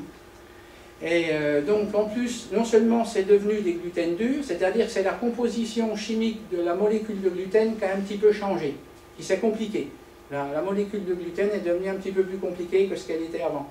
Et donc si vous voulez, et en plus les procédés de fabrication industrielle ont amené ces industriels, si vous voulez, de l'agroalimentaire à utiliser beaucoup plus de gluten, à en rajouter encore pour travailler plus vite, pour ceci, pour cela. Il y a des fournils aujourd'hui, à 5 h du matin, il n'y a personne, à 7 h, il y a du pain de cuit. Ils travaillent en 2 heures. C'est 40 grammes de levure au kilo, c'est tout ce qui va avec, quoi. Alors après, quand on travaille, c'est des pétrissages intensifs. Pétrissage intensif, c'est oxygénation de la pâte, donc oxydation. Après, c'est grosse quantité de levure, pour que ça aille vite, ça carbure, comme ils disent. Après, c'est des fermentations courtes, il n'y a pas de goût, il n'y a pas d'arôme. Donc pour que c'est un petit peu de goût, c'est plus 18 grammes de sel, c'est presque 28. Vous voyez? Alors que le ministère de la Consommation, il envoie des circulaires régulièrement chez les boulangers et respecter 18 grammes de sel pour litre. Bon, le monsieur plus qui passe par là, parce qu'autrement le pain il n'a pas de goût. Si vous voulez embêter votre boulanger, vous lui demandez du pain sans sel. Alors il est obligé de retirer la pâte avant de mettre le sel, en fin de pétrissage, et puis de ne pas l'oublier, parce que comme le sel va ralentir encore l'activité des levures, c'est pour ça qu'ils en mettent beaucoup plus que la normale aussi. Comme ils mettent beaucoup de sel, il faut mettre plus de levure. Alors donc, s'il a enlevé un petit peu de pâte avant de mettre le sel, et puis qu'il la laisse un petit quart d'heure de trop, la pâte, elle a vraiment débordé du bac et puis tout ça. Enfin bon, c'est pas des choses à faire. Bon. Ensuite, donc ce gluten qui est devenu dur, si vous voulez, ils en ont rajouté. Et puis aujourd'hui, ben, on arrive à ce qu'on connaît, les phénomènes d'intolérance au gluten. C'est ça. Parce que c'est bien des transformations un peu génétiques Comment? C'est de la transformation génétique? Oui, mais ça, non, c'est pas des modifications. Ça n'a rien à voir avec les OGM. Hein. C'est totalement différent. C'est les méthodes même par fécondation croisée. Si vous voulez, ils ont utilisé tellement de souches pour arriver à en faire deux que voilà. C'est ce qui se passe avec les variétés diploïdes, tétraploïdes, hexaploïdes. Si vous voulez, c'est ça. C'est le nombre en réalité de parents qu'ils ont utilisé pour fabriquer une variété. Donc en fait, plus on avance, plus on recule. Non, oui, mais bon, il y a du nouveau quand même. Vous savez comment c'est Jean Passé, l'économiste, qui appelait ça le phénomène du passage aux limites. On détruit le système pour continuer à faire favoriser le système. Plus tu pédales moins vite, moins tu pédales plus vite. Voilà, bah c'est scier la branche sur laquelle on est assis. Voilà, juste une petite... c'est tout à fait ça. Et alors donc, si vous voulez, le problème va être solutionné. Parce qu'il y a quand même des chercheurs. Il y a des chercheurs, puis il y a des trouveurs. Alors donc, l'industrie se sont quand même rendu compte que c'est un problème, c'est un handicap, qu'il y a quand même une baisse des ventes, qu'il y a tout ça. Donc ils ont demandé à des chercheurs de travailler, des chercheurs qui ont bien travaillé, ils ont trouvé une solution. Ils ont fabriqué une nouvelle espèce. C'est en multiplication de semences cette année. Donc l'année prochaine, il y en aura dans les coopératives. Donc ils vont distribuer ça l'été prochain aux agriculteurs qui vont les ensemencer. On appelle ça les tritordéums. C'est une nouvelle espèce. C'est un hybride de blé et d'une orge d'hiver chilienne. Hiver ou printemps, je ne sais même pas, je sais plus si c'était spécifié ça. Avec une orge. Et donc on aurait très peu de gluten, apparemment on aurait des gluten doux, on aurait beaucoup plus d'arômes, enfin il y aurait tout à gagner à utiliser ces espèces-là. Ces nouvelles espèces qui vont arriver, je pense. L'année prochaine, il y en aura sur le marché dans 2 ans, je pense. Mais on va plus reconnaître des avoines ou de l'orge. Ben, je ne sais pas quelle allure ça a. Hein. Ben, je ne sais pas quelle allure ça a encore. Ça, je n'ai pas encore vu. Je sais que ça s'est fait, je sais que c'est en multiplication cette année, mais je ne sais pas à quoi ça ressemble. Tant au niveau végétatif que du grain. C'est ce qu'on a déjà avec les triticales. Oui, le triticale, c'était déjà un peu le... C'est un croisement de seigle avec du blé. Hein. Bon, ils ont essayé de faire de la farine et puis de lancer, mais enfin, c'est pas exceptionnel. Ça prend pas trop. J'ai pas l'orge, mais j'ai trouvé ça. Ça, c'est de l'épeautre. Alors, l'épeautre, bon, bah, pour pallier au problème de gluten, qui est ce qu'il y a de plus intéressant, quoi, parce que c'est des gluten doux. Dans certaines espèces, comme les petits épeautres, c'est pratiquement encore des variétés diploïdes. Donc, on a tout intérêt à consommer ces produits-là. Alors ça, c'est des produits qu'il y avait autrefois. Autrefois, il n'y avait que ça. C'est ce qu'on appelait les blés vêtus, parce qu'il est récolté comme ça, si vous voulez. Après, il faut qu'il subisse un décortiquage pour extraire le grain. Et seulement après, on peut faire de la farine. Ce qui fait qu'en gros, avec 100 kg d'épeautre, vous faites en gros entre 45 et 50 kg de farine. Ce que vous allez enlever de l'épeautre de très bonne qualité va faire à peu près 70% de rendement. C'est-à-dire que vous avez 30 kg de balles d'écorce à l'extérieur. Donc voilà l'épeautre à la récolte, ce que vous avez là. Voilà. Alors on le décortique, on enlève l'emballage, et puis on conserve ça. Voilà.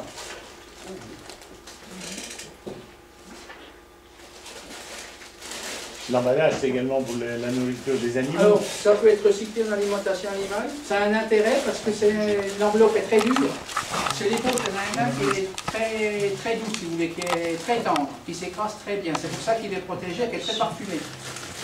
C'est pour ça qu'il est protégé dans son écorce. Donc si on le décortique par exemple jusqu'à 2 mois à l'avance, il perd son parfum. Il faut décortiquer au fur et à mesure, pour bien faire, si on veut conserver la totalité. Et quand on le sème décortiqué, il y a pratiquement, bon ça lève, mais souvent ça passe pas l'hiver. Parce qu'il n'a pas assez d'éléments nutritifs, il sert de la balle pour se nourrir en même temps, si vous voulez, et ça le protège. Les racines sortent, en germant, en renflant, le grain écarte les glumes, les racines sortent et les trempent dans le sol. Le grain reste tout le temps dans la glume, il ne sort pas. Ils en font de la farine d'épeautre? Oui. Il y a la farine, je crois que là, voilà. Oui, le grain d'épeautre ressemble beaucoup au blé. Il ressemble beaucoup au blé. Le grain, oui, le grain est pratiquement comme du blé. Sauf qu'il a une face qui est plate. par rapport au blé qui est complètement rond. Voilà. C'est là qu'il y a des Voilà. Alors donc on a tout intérêt à consommer. D'ailleurs ce produit-là, si vous voulez, c'est ce qu'il y avait autrefois, avant qu'on ait les vêtus. Et ces variétés-là ont disparu à partir de 1840, quand la meunerie industrielle, la meunerie sur cylindre s'est développée. C'est-à-dire que vous passez ça entre les meules, vous tamisez, vous aurez de la farine. Sur cylindre, vous n'arriverez pas à faire de la farine avec ça. C'est ça, oui, d'accord. Et donc, oui, c'est ça. Les techniques modernes ont fait qu'on a supprimé. Voilà, donc ils ne pouvaient plus travailler ces blés-là, donc il fallait les décortiquer avant. Alors donc c'était du volume de stockage, du travail avant, tout ça, donc ça les a moins intéressés. Donc les variétés qu'on connaît aujourd'hui sont développées à partir de ce moment-là. On peut l'ouvrir ou pas l'ouvrir? Ah d'accord. J'avais pas entendu.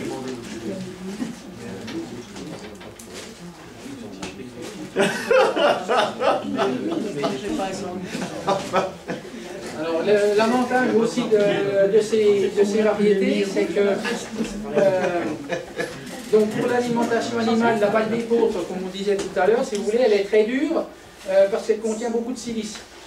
Et c'est intéressant pour tous les animaux ruminants, tout ça, si vous voulez, parce que les bouses ou les crottins, si vous voulez, sont enveloppés d'une pellicule brillante qui contient énormément de silice. Donc le fait d'introduire ça dans l'alimentation, même non seulement l'écorce, même le grain aussi, il y a des variétés fourragères,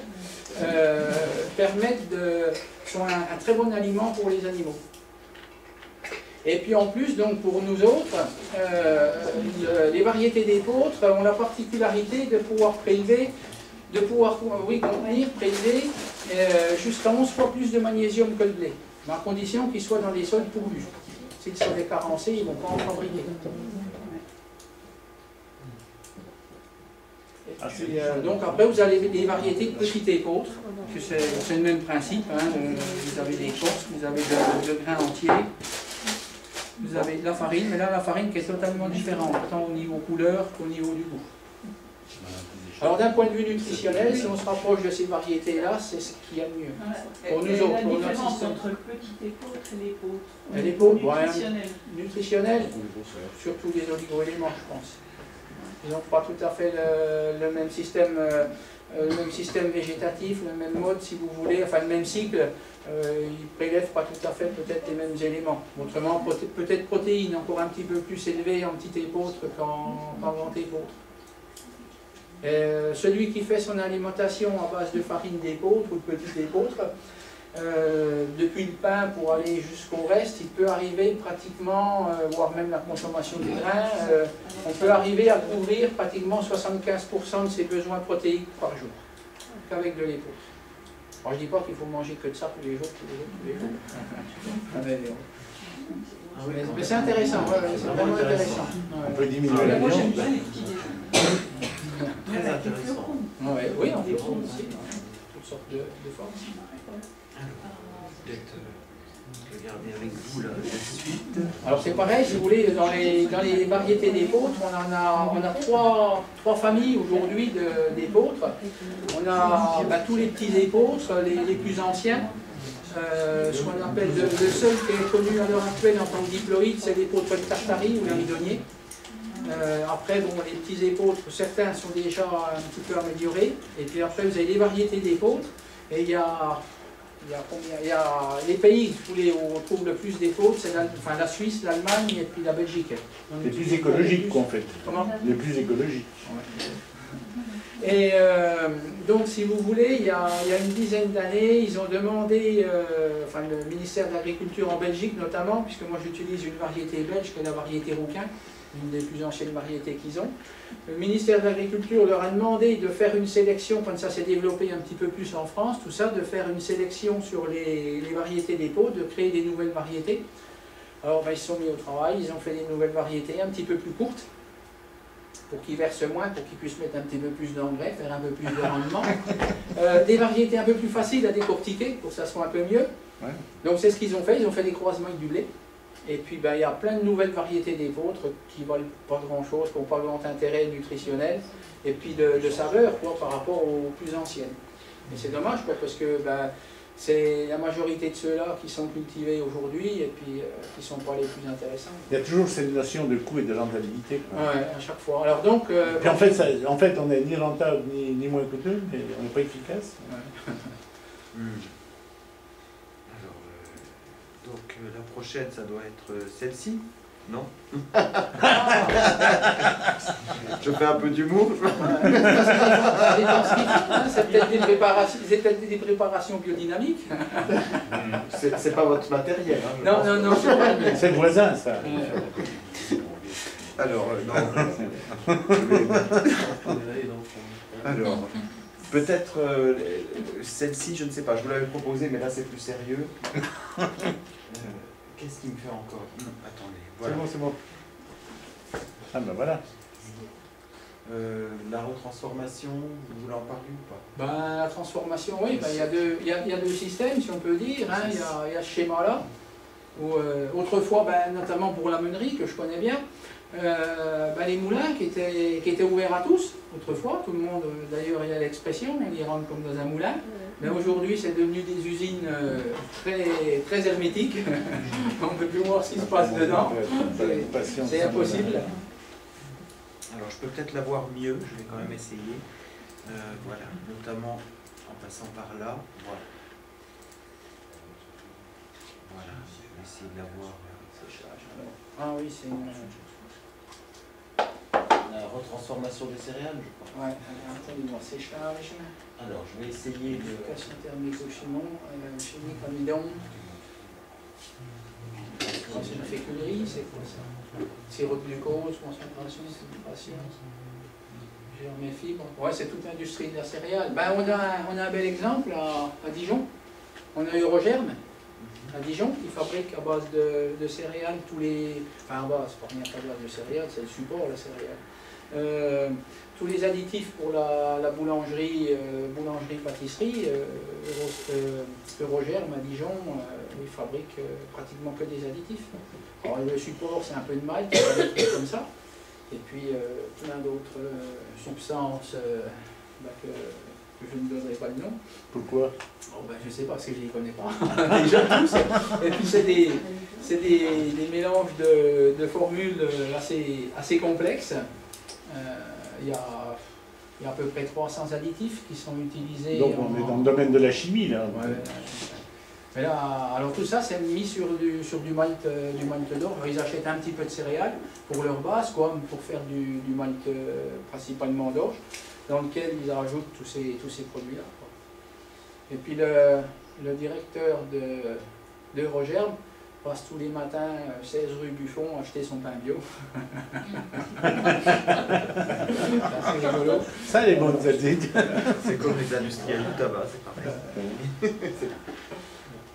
Alors, peut-être revenir vers vos photos à vous, ou vous me dites lesquelles... ça, c'était le bon insecticide, je crois. Insecticide préféré du bio. Sinon, bah, j'avais un schéma de moulin, ou... Ah oui, les céréales cultivées en France, peut-être. Si vous en avez besoin, je ne sais pas. Ben oui, il y en a pas mal hein, qui sont cultivés. Alors, je vais essayer de le cadrer correctement, si j'y arrive. Voilà. Non, j'y arrive pas mieux que ça. Mais pour faire du bio, vous prenez quand même des variétés les plus anciennes possibles. Ben, le plus possible, oui. Oui, c'est possible parce qu'elles sont limitées. L'intérêt, ben, c'est ce que je vous disais pour les blés, c'est que j'arrive à faire des blés derrière mes seigles févroles en précédent. J'arrive à faire des blés donc, derrière des vesses avoine. Donc c'est suffisant, du moment que j'ai laissé la paille, qu'il y a une légumineuse avec, c'est largement suffisant pour faire un blé de, bon, cette année, là, 2014, les variétés anciennes, si vous voulez, au niveau potentiel de rendement, elles sont limitées à 25 quintaux, on ne dépassera jamais. Bon, le fait, c'est qu'on ne peut pas faire non plus de fumure dessus, parce que c'est des blés qui font... bon, cette année, ils n'étaient pas très hauts, ils faisaient à peu près 1m20, 1m30, mais l'an dernier, ils faisaient 1m50, 1m60. Donc, si vous mettez quoi que ce soit dessus, vous êtes sûr de les toucher, donc c'est pas intéressant. Voilà, j'ai réussi à vous les avoir. C'est bien, ça. Pas trop mal. Donc, vous faites comme ça, on a des temps, des murs, triticales. Bon, le triticale qui est le croisement du seigle avec du blé. Donc on a l'orge, Alors les orges qui sont en deux familles, hein, les orges à 2 rangs, les orges à 6 rangs. L'épeautre, le seigle, ben, il y a l'engrain au bas. C'est pareil, ben, le petit épeautre, donc le petit épeautre ou engrain. Par rapport à l'épeautre, le grand épeautre c'est spelta, c'est Trititum speltum, et le petit épeautre c'est monococcum. Alors au départ, moi je me suis dit, bah tiens, il va être bien le petit épeautre parce que monococcum, il va avoir qu'une seule coque, il va être plus qu'une seule glume, il sera plus facile à décortiquer.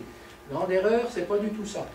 C'est monococcum parce qu'il est comme l'orge, il est sur 2 rangs. Chaque épillet comporte 2 fleurs, mais il n'y en a qu'une seule qui fructifie. Donc il n'y aura qu'un seul grain. Et il n'y aura jamais de vide. Il y a toujours une des 2 fleurs qui aura arrivé à fructifier. Et c'est monococcum parce que sur l'épillet, si vous voulez, il n'y aura toujours qu'un seul grain qui sera fécondé. Il n'y en a jamais 2. Je continue les avoines, le maïs, le riz, le sarrasin. Le sarrasin qui est intéressant aussi. On a le sarrasin.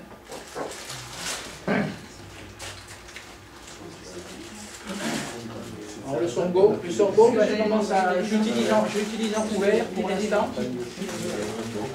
En couvert, ouais. Enfin, c'est du sorgho fourragé que j'utilise. Hein. Bon, c'est à peu près la même fleur que ça. Je l'utilise en couvert, donc pour production de... C'est une culture qui pousse assez rapidement en été, si vous voulez, qui fait un assez gros volume de végétation. Donc on le semant fin juillet. Fin juillet, si les conditions sont bonnes, au mois de septembre, début septembre, il fait 1,50 m. Voilà. Donc on a un volume de biomasse qui est assez important. Celui que j'avais, ben, j'en ai en photo. Il a été broyé début septembre et il a repoussé à peu près de 30 cm. Voilà. Puis là, il sèche aujourd'hui. Dès qu'il fait un peu froid, il jaunit et c'est fini. Donc c'est assez intéressant parce que ça produit une énorme quantité de végétation en assez peu de temps. Et c'est pas coûteux, pas très coûteux en semences. C'est une petite graine déjà, on met que 25-30 kg à l'hectare, et puis c'est pas très coûteux. Donc c'est intéressant. Après, ben, le millet aussi. Le millet c'est la même famille, hein, sorgho, millet, alpiste, tout ça c'est intéressant.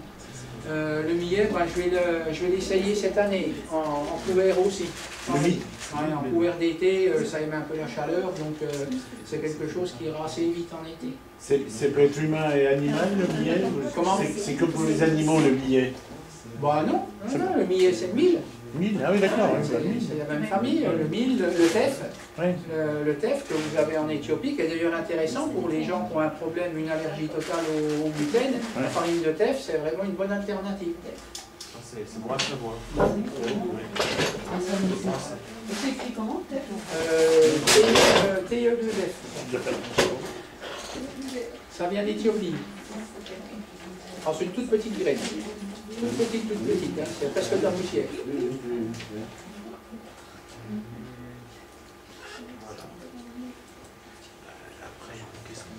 Donc le sarrasin qu'on appelle le blé noir, oui, c'est ça. Oui. On n'a rien à voir avec un grain de blé, hein. C'est totalement... On a vu ça au Canada, ils le développent aussi beaucoup au Canada, ouais. Donc au Québec. Enfin. Ouais. Bah, dans les couverts, ils s'en servent pas mal maintenant aussi, hein. Il y en a pas mal qui l'utilisent dans les couverts. Mais au niveau des rotations de culture, vous faites une année une céréale et après vous mettez un couvert végétal avec des légumineuses? Les couverts, je les mets entre les cultures. Si vous voulez essayer d'avoir le maximum, le minimum de temps où le terrain est nu, sauf s'il y a un problème particulier qui nécessite pour le travail, si vous voulez. S'il y a par exemple un souci particulier d'adventice, par exemple si j'ai un petit peu de rumex ou 2-3 trucs comme ça dans une parcelle, bon ben s'il y a un petit coup de sec en été, ben, je vais travailler la parcelle là pour faire sécher, essayer de faire sécher le maximum de racines, ou du chien à dents par exemple, pour tirer les racines et faire sécher. Alors ça je le fais, ben, c'est soit un peu en été ou avant les sojas. Les sojas sont des cultures d'été, donc on a un plan de courant mai, donc ça me laisse mars, avril, mai. S'il y a un problème particulier, je vais utiliser donc cette culture-là, c'est celle qui va me laisser le maximum de temps si je dois faire des interventions mécaniques. Autrement, l'objectif, c'est dès que le terrain est disponible, on fait un travail plus ou moins superficiel en fonction de l'état de la parcelle, et puis de l'état de la terre, de la structure du sol, et on réimplante tout de suite quelque chose. Donc c'est votre couvert végétal avec la légumineuse qui va... Alors avec que des légumineuses ou un mélange ou une espèce quelconque. Qui vous permet de mettre des céréales tous les ans alors. Eh ben non, pas tous les ans. Non, non, ça permet de couvrir le sol, ça permet d'attendre la période propice pour implanter autre chose, par exemple. Alors soit dedans, soit en retravaillant le sol si c'est nécessaire. Ce que je fais pas mal, par exemple aussi, c'est sur... Bon, ça n'a pas marché l'année dernière, cette année. C'est-à-dire que cette année, sur une vingtaine d'hectares, notamment dans tous mes blés, j'ai mis du trèfle. C'est-à-dire qu'au printemps, on passe un petit coup d'hersétrie pour reprendre un petit peu la surface du sol, faire un petit peu de terre, tout ça, aérer un petit peu, et ça permet donc on place les graines d'un semis de trèfle dessus. Ce trèfle, il va germer, il va s'implanter, et il reste au stade plantule sous le blé, en temps normal. Et après la moisson, quand vous fauchez, vous donnez de la lumière, tout ça, le trèfle, il s'est enraciné, donc il démarre à ce moment-là. Cette année, ben, comme il ne pleuvait pas, on a attendu pratiquement le 1er mai, la période du 1er mai, on a eu quelques petites averses pour implanter des trèfles. Le problème, c'est que les blés étaient déjà un petit peu plus grands que la normale, il n'y a pas eu assez de lumière et ils n'ont pas levé. Il n'y a pas un grain de trèfle, il se met 20 hectares de trèfle, trèfle d'Alexandrie, trèfle incarnat et puis trèfle blanc nain, et il n'y en a pas un grain qu'à lever. Cette année, ça n'a pas marché. Il aurait fallu, ben, fallait pas s'occuper de la pluie, il aurait fallu, dès le mois de mars, implanter le trèfle. Et en réalité, ben, je pense que c'est ce que je vais faire, je vais les mettre plus tôt maintenant, parce que à partir du moment que la céréale est présente, il y a une petite couverture végétale. On a toujours peur que ces graines fourragères, si vous voulez, elles gèlent. Mais en réalité, à partir du moment qu'il y a une petite couverture végétale, puis si les températures sont basses, elles ne vont pas germer tout de suite. Donc en réalité, je crois qu'on ne prendrait pas de risque de les semer pratiquement un mois plus tôt. Donc je vais avancer, mais à partir donc de l'an prochain, je vais avancer un petit peu mes dates d'implantation dans ce système-là. Parce que si vous voulez, en conventionnel, les techniques d'implantation de couverts, si vous voulez, elles se font un petit peu différemment. Eux, ils vont passer la moissonneuse, par exemple, ils vont récolter. Le lendemain de la moisson, ils font une implantation de couvert avec des appareils de semis direct, sans travailler le sol, sans rien. La différence, c'est qu'ils apportent en même temps un engrais localisé sur le rang, on appelle la fertilisation localisée. Il y a 2 trémies sur le semoir, la trémie pour le grain et la trémie pour le fertilisant. Ils mettent donc du fertilisant sur la ligne de semis. Et 48 heures, 3, 4, 5 jours après, suivant l'espèce qui a été implantée et la pluie qu'il y a, ils font un désherbant. Ce qui fait que s'il y a des adventices qui sont restantes ou des vivaces qui sont déjà, elles, enracinées et présentes sur le terrain, elles vont disparaître. Donc les niveaux adventices, il va en diminuant et puis le couvert, il va en augmentant. Alors que nous autres, en bio, s'il nous reste des vivaces, quelque chose qui a enraciné, dès le jour après la moisson, dès l'implantation, si vous voulez, le temps que ça germe et que ça lève, celles qui sont enracinées vont déjà plus vite. Il y a une concurrence. Donc il y a toujours quand même, je pense, pour nous autres en bio, nécessité de travailler au minimum la ligne de semis pour accélérer donc la germination, pour minéraliser un petit peu donc sur la partie travaillée. Parce que chaque fois qu'on travaille le sol, on libère un petit peu d'azote, si vous voulez. Donc dès que ça va, surtout en été, ça va germer assez rapidement. Donc la plante va en profiter assez rapidement. C'est pour ça que vous déchaumez alors? Ben, déchaumer, c'est encore différent. Enfin, oui, déchaumer, c'est-à-dire que les déchaumages, ça va jusqu'à une certaine profondeur, suivant l'outil qu'on prend, notamment les outils à disque qui permettent de travailler 10 voire 15 cm. C'est pas tellement le but recherché pour nous autres en bio, c'est de couper la surface du sol. Il y a une nouvelle génération d'outils qu'on appelle les scalpeurs, qui sont des outils à ailettes, qui ont été fabriqués pour travailler à peu près de 2 à 5 cm maximum, uniquement pour couper tout ce qui est à la surface du sol, arrêter la végétation. Et n'avoir que le minimum de terre remuée, juste pour une implantation de couvert. Et tout ce qui est, par exemple, graminées, adventices de type graminées, en les scalpant, on coupe au niveau du plateau de talage. Donc on les arrête beaucoup plus longtemps que si on va déchaumer plus profond, on arrache la masse de racines dans laquelle il reste de la terre, et s'il pleut 3-4 jours après, ça repart. Donc ça évite à votre céréale, que vous avez mis les grains de votre céréale qui sont restés sur le sol, de repartir. cette technique-là, c'est ça? Non, non, pas spécialement. Ils vont être un petit peu mis... Non, ils ont juste le fait de... Justement, les déchaumages, les premiers, on les fait toujours très superficiels, si vous voulez. Le but, c'est simplement d'arrêter la végétation, par le but du déchaumage. Hein. C'est de couper ce qui est en surface, d'arrêter la végétation de ce qui était en place, et de faire un tout petit peu de terre pour mettre en état de germination les graines qui sont tombées sur le terrain, si vous voulez. Après, bon, le fait d'utiliser les scalpeurs, on a toujours ce phénomène-là qui se fait, si vous voulez. Et les graines qui seront tombées sur le terrain, même si elles sont de la culture, elles feront un couvert. Alors les couverts, on cherche à les implanter, c'est parce que c'est un réflexe de l'homo sapiens, il veut toujours tout contrôler. Il dit, je mets des graines comme ça et je veux qu'ils poussent des graines comme ça. Mais en réalité, il y en a d'autres, et puis il y en a qui poussent toutes seules. On n'a pas besoin de s'embêter, regardez le mouron. Et puis on a sur le cycle d'hiver, il ne va pas être gênant. Donc après, il y a des espèces qui sont qu'on a, enfin, on n'a pas encore exploité complètement ce système-là, mais il y a des espèces naturelles avec semi-spontanées, si on peut dire, dès qu'on a travaillé le sol, qui vont être aussi intéressantes que celles qu'on va implanter. Et puis ceux-là, elles sont gratuites en réalité. Alors pourquoi s'embêter à implanter des graines des fois qui ne veulent pas pousser, et puis il y en a des autres qui poussent toutes seules. Alors, il va falloir qu'on fasse un choix de celle qu'on veut, de tout ça. Puis des fois, ben, une adventiste, à partir du moment, elle a le même intérêt qu'un couvert choisi. Il y a une partie aérienne, il y a une partie souterraine, les racines fonctionnent de la même façon. Alors, pourquoi toujours acheter de la semence et puis implanter, si vous voulez? Des fois, autant utiliser celles qui sont présentes. Ça va aussi bien. Enfin, ça peut aussi bien aller. Est-ce que vous voyez des nouvelles adventistes arriver? Comment? Est-ce qu'il y a des nouvelles adventistes qui arrivent? Oui, il y en a toujours. Maintenant, avec la mondialisation, les échanges et tout, il y en a plein qui arrivent. Moi, j'ai vu une espèce de chardon. Je n'ai pas cherché à savoir comment il s'appelait. On en a un donc, ici, donc, qui fleurit bleu. Celui-là fleurit plutôt rose. Ça fait 7-8 ans que je le vois. Et celui-là, donc, c'est un annuel. Et puis, il se ressème bien. Hein, je vous explique pas. Hein. Bon, je l'ai vu arriver. Bon, je me suis... Après réflexion, 3-4 ans après, il est arrivé, si vous voulez, il y a des négociants en bétail dans mon secteur, notamment un qui commercialise beaucoup de chevaux.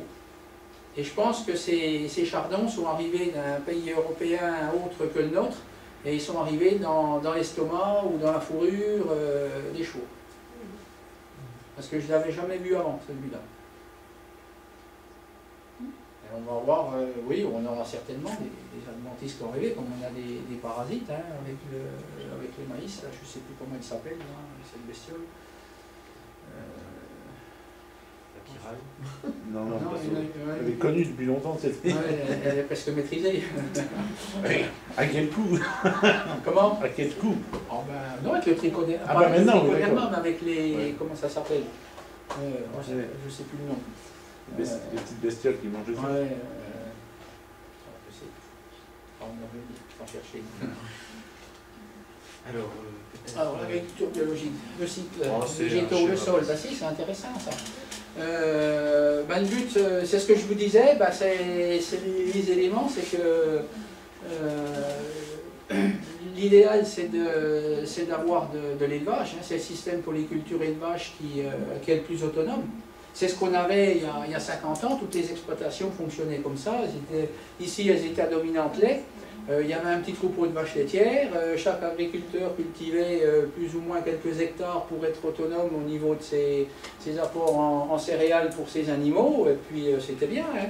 Ça marchait bien. Bon, certains vont acheter déjà un petit peu de tourteau à une époque, d'autres, moi je me rappelle mon père faisait même de la févrole déjà, un petit peu de févrole, et puis bon, avec ça, avec la génétique de l'époque, dans les années 60, il produisait 5000 kg de lait par vache.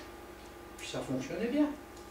Ça marchait bien, c'était assez autonome, ils avaient un peu de fumier. Bon, ceux qui le compostaient, c'était un peu mieux. Et le système était assez simple, il n'y avait pas trop de problèmes. Les premiers problèmes sont apparus donc, dans cette période-là, dans les années 60, parce que dans les années 50, ils avaient 15 vaches. Et puis en fin 60, ils en avaient mis 30 dans le même bâtiment, quoi. plus les veaux, plus les génisses, plus tout, ben, il faisait 35 degrés en hiver dans les tables, une humidité, un peu tout, des bâtiments mal ventilés, et puis ben, les problèmes apparaissaient, quoi, principalement déjà sur les veaux, et puis après sur les vaches. Les problèmes de diarrhée sur les veaux, les problèmes respiratoires, enfin tous ces trucs-là. Ça s'est solutionné fin 70 quand ils ont fait des stabulations. Ils ont fait des bâtiments un peu plus grands, un peu plus ventilés, donc ça allait un petit peu mieux, ça s'est solutionné, mais aujourd'hui ça recommence. Parce que les mêmes bâtiments, ben, ils les ont remplis, encore une fois de plus. Ils sont passés de 200 bêtes à 200, et puis ils ont toujours les mêmes problèmes. Alors, ça vaccine les veaux à la naissance, ça vaccine toute la journée. Et quand on met 1000 vaches, ça oui, il faut beaucoup d'antibiotiques ensuite. Hein. Ouais, avec tous les problèmes, ça recommence. Hein, puis quand ils auront refait des bâtiments un peu plus grands, ben, ça ira mieux. Et puis un peu plus adapté, mais bon, ça sera plus fort qu'eux. Hein. S'il y a la place pour 1000, ils en mettront 2000. Et puis voilà, ça c'est propre à l'espèce humaine, ce système. Dans tous les cas, je dis qu'on est toujours à l'origine des problèmes qu'on a. En règle générale, à mon avis, 9 fois sur 10. Ça, c'est un bon sujet de conclusion, justement. Et justement, je voulais savoir un petit peu ce qu'on pourrait faire. Enfin, moi, je ne suis pas agriculteur, mais je veux dire ce qu'on pourrait faire pour limiter les virus, les problèmes, tout ce qu'on voit. Sur l'élevage. Sur l'élevage, oui. Sur l'élevage. Bon, ben, dans les bâtiments, il faut suffisamment de place. Hein, les ambiances saines, et puis après c'est l'alimentation. Hein. Tant qu'ils alimentaient, tant qu'on alimente avec des fourrages qui sont adaptés au système alimentaire de l'espèce, bah, les vaches, donc on fait des foins de prairie naturels. Ce que je vous disais, ce que mon père faisait, tiens, des foins de prairie naturels, première coupe, deuxième coupe, des mélanges orge avoine pois, ou avoine, un petit peu de févrole. Vous couvrez 5000 kg. Bon, après la génétique, moi je suis revenu en 77 sur l'exploitation de mon père, on a fait du lait jusqu'en 88. On est arrivé à 6500 litres par vache. Voilà, on est arrivé à ça, des Montbéliardes. En autosuffisance. Hein. Donc après, on était passé aux prairies temporaires. On avait fait donc un petit peu plus de févrole. Donc on avait augmenté un petit peu la ration quand même, elle était j'avais adapté un petit peu plus. Et il y a des fois, il ne faut pas grand chose au niveau production. Je me souviens, on faisait encore de la betterave, je me souviens où j'avais fait mes rations pour une production de temps. J'ai introduit 2 kg de betterave par jour et par vache. On a vu une augmentation de production de 2 litres de lait par jour. Ils ne sont pas dans les 2 kg de betterave. Donc ils sortent dans la valorisation de la ration par l'apport des 2 kg de betterave, les vitamines qu'il y a dedans. On a utilisé 3 variétés de betterave, de la verte, de l'orange, une variété orange, donc qui est la géante de Vauriac, et puis une rouge, la danoise. Donc en fonction de la couleur, vous avez des vitamines différentes. Rien que ça, ben, vous trouvez un petit plus. On aurait donné 20 kg de betterave par jour, on aurait détraqué les vaches, elles auraient toutes chopé la chiasse. Voilà. Mais 2 kg, c'est bien. 2 kg, c'est positif. Alors il y a tout ça, si vous voulez. Il y a ça, après il y a le sol. Si le sol est en bonne santé, tout va bien. On s'est aperçu, pour les gens qui étaient donc en bio,